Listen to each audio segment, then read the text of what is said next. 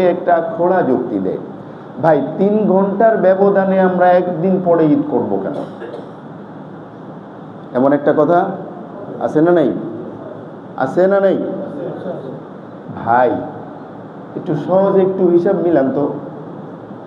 3 ঘন্টার ব্যবধান যেটা, এই ব্যবধান কি সূর্যের ব্যবধান না চন্দ্রের ব্যবধান? আমি বুঝাইতে পারি নাই। সূর্যের ব্যবধান। এই যে 3 ঘন্টার যে ব্যবধান, 3 ঘন্টার ব্যবধান মানে হলো কি, মানে সূর্য আমাদের এখানে 3 ঘন্টা আগে ওঠে না পরে ওঠে? সৌদি আরবের থেকে আগে ওঠে, ওখানে 3 ঘন্টা পরে ওঠে। কথা ঠিক না? তাহলে ব্যবধানের দিক দিয়ে এখানে তো সূর্যের হিসেবে আমরা আগায়, কিন্তু 3 ঘন্টার ব্যবধানে।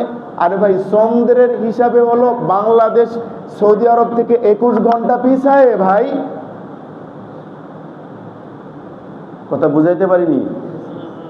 চন্দ্রের হিসাবে 3 ঘন্টা আগে না, 21 ঘন্টা পিছায়। আমার কাছে রিপোর্ট আছে, আমি বিস্তারিত শোনাইতেছি না, দেখাতেছি না।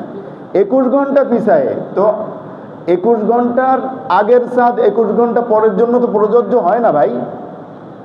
সহজ অঙ্ক তো, 1-1.5 ঘন্টা ব্যবধান হলে হইতে পারে। হ্যাঁ তো যাই হোক, আমি ডিসকাশনে আর যাচ্ছি না।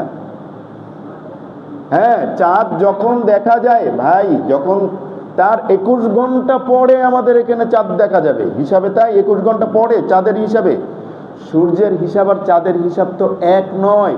সূর্য ওঠে হলো পূব দিক থেকে, চাঁদ ওঠে কোন দিক থেকে? তার পশ্চিম দিক থেকে ওঠা শুরু হয়। যত পূব দিকে যায় একটু পরে পরে কি চাঁদ দেখা যায়, এটা সহজ হিসাব। তাহলে যত আমরা পরে সেই হিসেবে 21 ঘন্টা পরে চাঁদের হিসেবে, সূর্যের হিসেবে আমরা 3 ঘন্টা আগায়। কাজেই 2 হিসেবে এক নয়।